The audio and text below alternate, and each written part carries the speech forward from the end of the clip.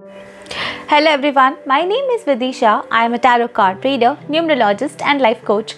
I welcome all of you to my channel Spiritual Healing Guide.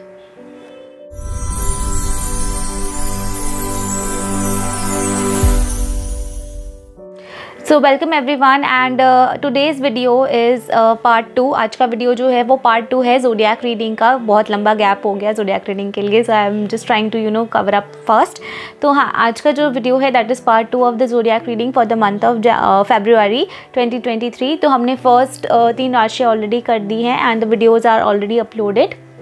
आज का जो video है उसमें हम आगे की 3 राशियाँ कवर करेंगे, जो कि है हमारी कैंसर, कर्क राशि, लियो सिंह राशि और वर्गो कन्या राशि. तो इन तीनों के लिए हम देखेंगे फेब्रुअरी क्या लेके आया है and in terms of luck, love and career.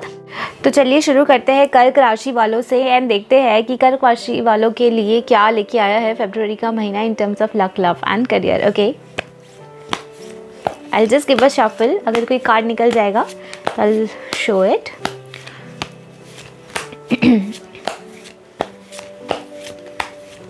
Okay, नहीं निकल रहा है तो हम ऐसे ही पिक कर लेते हैं. This is the first card I have taken for luck and this is 5 of wands. Okay, मैं यहाँ पे रख देती हूँ. सेकंड कार्ड देख लेते हैं for love. This is 10 of swords and let's check in career. We have king of swords. ठीक है, for Cancerians.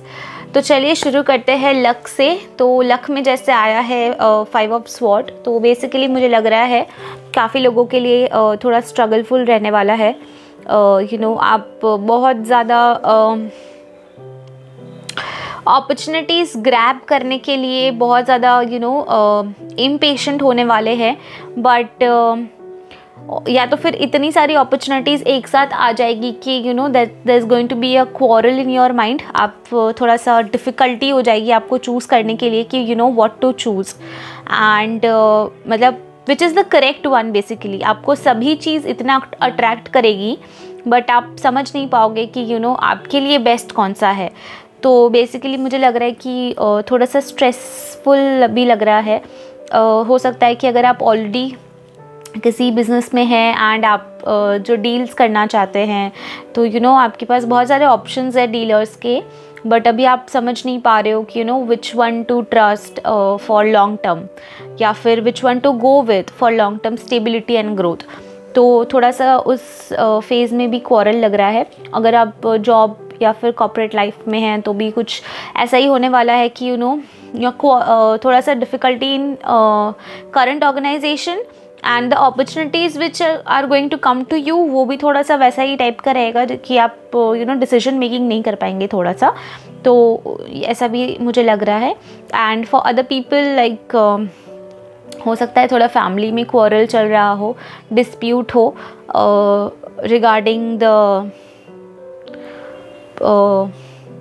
May be property या फिर इफ़ नॉट प्रॉपर्टी तो लाइक मुझे बहुत लोगों के लिए ऐसा भी लग रहा है कि आपके स्पाउस के साथ आपका थोड़ा क्वारल हो सकता है regarding imbalance of work life and personal life. तो थोड़ा सा डिस्टर्ब्ड लग रहा है ये month for overall luck for the Cancerians. All right, so I wish you the best. बस थोड़ा सा काम हो जाइए, don't be very impatient and अब सारी अपॉर्चुनिटीज़ एक साथ ग्रैब करने के लिए मत देखना, क्योंकि फिर वरना दिक्कत हो जाएगी, कुछ भी हाथ में नहीं बचेगा. ओके, सो थोड़ा काम होके शांति से try to analyse your situation and then take the decision. ठीक है, ओवरऑल लक में फाइन. तो अब हम देखते हैं कि लव में आया था आपका 10 ऑफ स्वॉर्ड्स. तो 10 ऑफ स्वॉर्ड्स बेसिकली मुझे लग रहा है कि आप बहुत ज़्यादा एग्जॉस्टेड हो गए हैं करंट रिलेशनशिप में इन लव एंड या तो फिर आपको लग रहा है कि you have been backstabbed by your partner and you are the only person who was loyal and into the relationship, but like you feel that your partner is not giving you the equal respect and love in return. and बहुत ज़्यादा thinking का भी ये है कि the thoughts are not matching with your partner, so you both have different mindset and आपका बहुत बार इसी वजह से क्वारल भी हो जाता है कि because of different aspects you both bring to each other for the same situation. This creates quarrel and disagreements, and आपको लगता है कि your partner is very harsh on you, और मे बी समटाइम्स आर्ग्यूमेंट इतना ज़्यादा हो जाता है कि आपको मतलब कुछ बातें ऐसी बोल देते हैं हम when we are in anger which is not appropriate. वो शायद हम हीट ऑफ द मोमेंट में बोल देते हैं, but that makes a mark in your heart and your mind. तो शायद ऐसा ही कुछ होने वाला है आपके साथ भी कि maybe you guys are having a quarrel और डिसएग्रीमेंट्स, एंड उसमें कुछ आप कुछ ऐसा कह दो या वो आपको कुछ ऐसा कह दे कि जिससे वो मतलब it will just mark words on the heart. तो आप कोशिश करो कि शांत रहे आप दोनों ही, like vice versa, and try not to harm your partner with your words.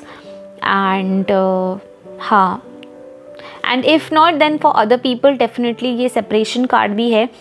May be you have decided to just get separated from your partner, या फिर you have got to know that you've been cheated and betrayed by your partner.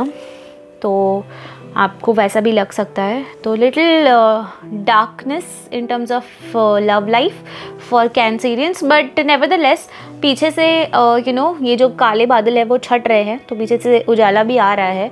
तो this is just a temporary phase, and soon things will be falling into the place, जैसा मुझे लग रहा है.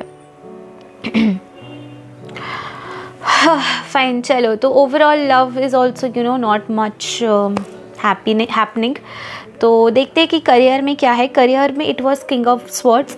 तो king of sword is basically again a person who is very intelligent and they have a very sharp mind. तो आप बहुत ज़्यादा फोकस्ड रहने वाले हैं, and maybe you have to make some decisions which will require lot of thinking. तो मतलब ऐसा ना हो कि आप कुछ भी ऐसे ब्लिंक ऑफ एन आई में कुछ भी डिसाइड कर लो. Whatever you are planning, deciding, thinking of, थोड़ा नहीं, आई थिंक बहुत ज़्यादा आपको उस पर मतलब सोच विचार करना पड़ेगा, एंड उसके बाद ही आप एक्शन लीजिए. Just check all the pros and cons, whatever deals if you are making in your career front, या फिर अगर आप अपने ऑफिस में भी काम कर रहे हो, कोई प्रोजेक्ट कर रहे हो, बी वेरी केयरफुल कि आप कैसे काम करते हो ड्यूरिंग दिस मंथ, क्योंकि lack of focus and concentration में लग रहा है कि कुछ मिस्टेक हो सकती है, and that is going to get against you. ठीक है, तो वैसा मत करिए. बी वेरी फोकस्ड, एंड बिना पढ़े, बिना समझे, बिना सोचे कोई भी डिसीजन करियर के फ्रंट पे मत लीजिए इस महीने, एंड इम्पल्सिव डिसीजंस तो बिल्कुल भी मत लीजिए. And for others I think legal documentations related कुछ वर्क अगर आप वेट कर रहे थे अपने वर्क फ्रंट पे, तो it's a big yes card. ठीक है, तो अगर वैसा कुछ है किसी का कि if someone is watching out here who may be जिनका किसी का कुछ लीगल डॉक्यूमेंट्स या फिर लीगल अनाउंसमेंट के लिए कुछ वेट कर रहे थे, तो this is a yes card. आपका कुछ अगर कोई रजिस्ट्रेशन वगैरह, लीगैलिटी मतलब लीगल डॉक्यूमेंटेशन या फिर कुछ ऐसा आपको बिजनेस का भी रजिस्ट्रेशन या कुछ करने के लिए वेट कर रहे थे एंड वो नहीं हो रहा था, तो I think in this month वो हो जाएगा. And that's all I think for the career front as well. Yeah but just don't be impatient Cancerians. दिमाग में बस पॉजिटिविटी रखिए. ठीक है, ज़्यादा इम्पेशेंट मत होइए, बिकॉज बहुत बार क्या होता है कि नेम एंड फेम के चक्कर में we get very impatient and we want all the results very fast.